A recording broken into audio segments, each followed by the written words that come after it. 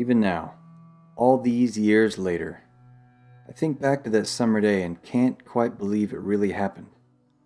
But it did. I don't know how, but I know what I saw.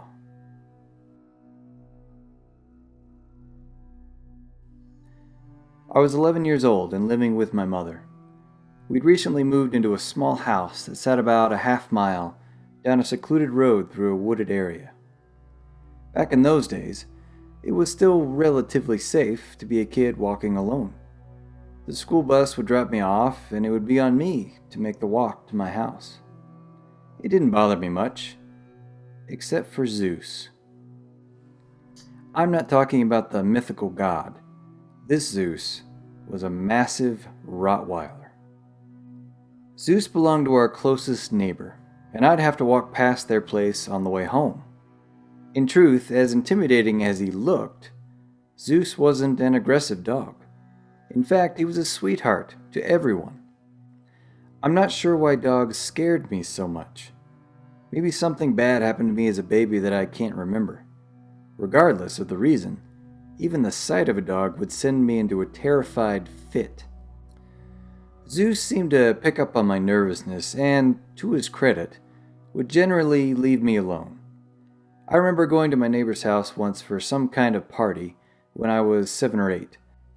The dog was making the rounds to everyone, accepting scratches behind the ears and belly rubs. When he walked up to me, though, I screamed and began to cry. My mom was very embarrassed, so much so that we left early because I couldn't calm down. I remember Zeus just stood there and watched me freak out, like he was trying to figure out what my deal was. From that time forward, Zeus and I did our best to stay out of each other's way. Even so, every time I walked past his yard, he was there watching me. I got past the point of freaking out when I saw him, but my heart always began to pound, and I walked a little faster. Now to that horrible summer day. Like I said, I was 11. The bus dropped me off, and I started my trek down the secluded road. It was a warm and muggy day, enough to make me sweat under my backpack as I walked, even along the shady lane. After a few minutes, I was getting close to Zeus's house, and I crossed to the other side of the road to put more distance between me and his yard. I actually hadn't seen him in a week or so, which was unusual and kinda nice. A branch snapped behind me, and I looked back in the direction of the sound. Animals were pretty common out here, so I didn't pay it much mind. I didn't see anything among the trees, so nothing to worry about.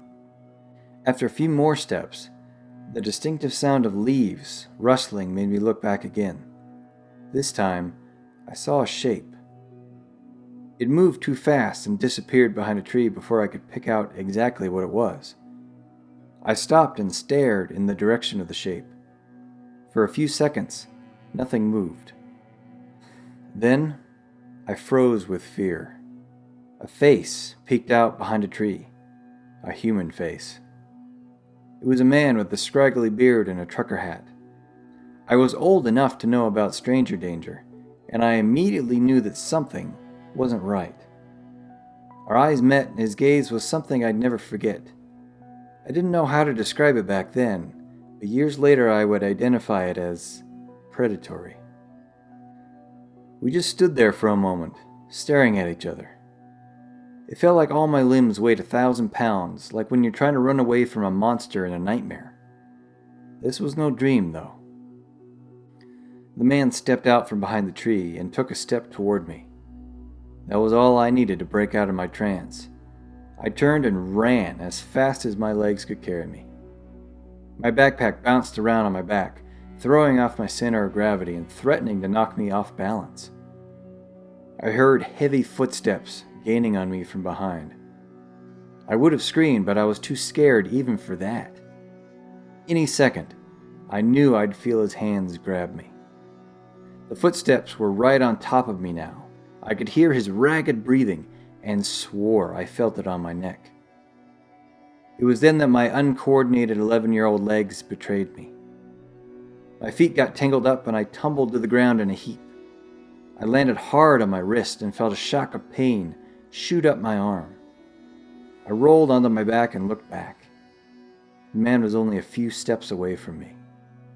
He was close enough to see the sweat on his forehead. His eyes were wild, and a horrible grin spread across his face. This was it. From the other side of the road, a new set of footsteps arose. The man and I both looked over to see a huge, black shape thunder towards us. It was Zeus. He came at us so fast that I didn't have time to process what was happening. The big dog launched himself at the man, knocking him off his feet and sending him flying. The man scrambled back to his feet and squared off against the massive dog facing him. Zeus didn't go after him again. He just stood there between me and my attacker, growling like I'd never heard him growl before.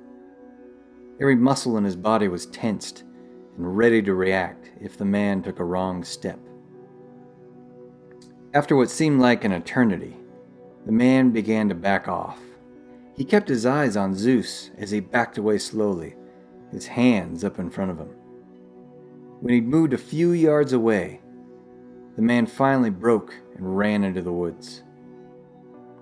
When we were alone, Zeus stopped growling and turned to face me. He didn't approach, just stood there and stared at me. I stared back, gasping for breath.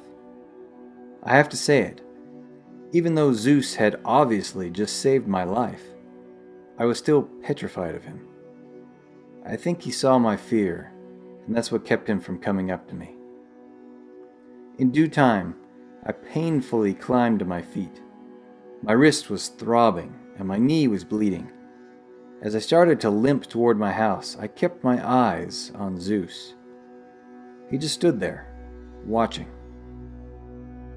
When I got about a dozen feet away, he took a few steps toward me.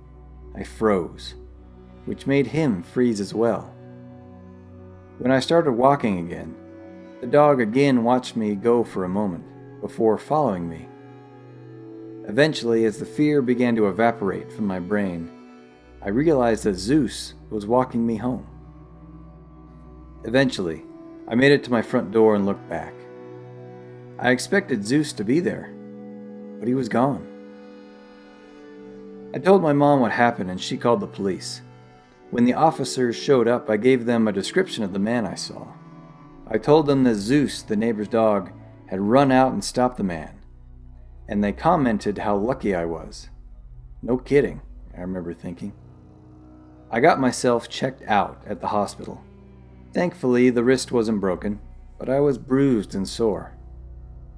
That night, as I lay awake in bed all night, I couldn't stop replaying the entire attack in my mind over and over. At 11 years old, I couldn't imagine all the horrible things that might have happened to me, but I could dream up enough to make me sob into my pillow. If Zeus hadn't been there. The next morning, I knew I had to go see Zeus. It might sound crazy, he was a dog after all, but I felt like I had to thank him for saving me. I was still scared, but determined. With my mom by my side, we walked to our neighbor's house. Zeus wasn't in the yard. We knocked on the door and my neighbor answered. My mom had already told her about what had happened, so I got a concerned but gentle hug as soon as she saw me. I told our neighbor that I was there to give Zeus a treat for what he did. A strange expression spread over her face. Honey, she told me, I'm afraid that it couldn't have been Zeus. We had to put him down 2 weeks ago. No, I said confidently. It was definitely Zeus. She gave me a sad smile. Plenty of dogs around here. It must have been one that looked just like him. A part of me wanted to argue further, but something stopped me. The neighbor and my mom talked for a while after that, but I can't remember a thing they said as I replayed the attack again in my head. I knew what I saw. When you're as frightened of something as I was of Zeus, you know what they look like. It was Zeus. Unfortunately, As far as I know, they never caught the guy. From that time forward, my mom was always there at the bus stop to pick me up. Sometimes, as we drove along the road to our house, I'd look out into the woods and get a creeping feeling up my spine that the man was out there watching me.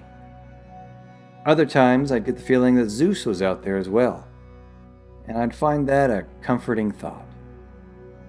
Today, I'm in my 30s and married with 2 kids. I still remember that day when I was almost kidnapped. I've tried to dismiss the idea that the ghost of my neighbor's dog saved me. Sometimes I can almost convince myself that it was just a similar looking dog, like my neighbor said. But then my memory plays, and I see Zeus standing there, looking at me. I can't explain it, but I can't deny it either. My kids want a dog. I'm still not crazy about dogs, but to my mild surprise, I found myself saying yes.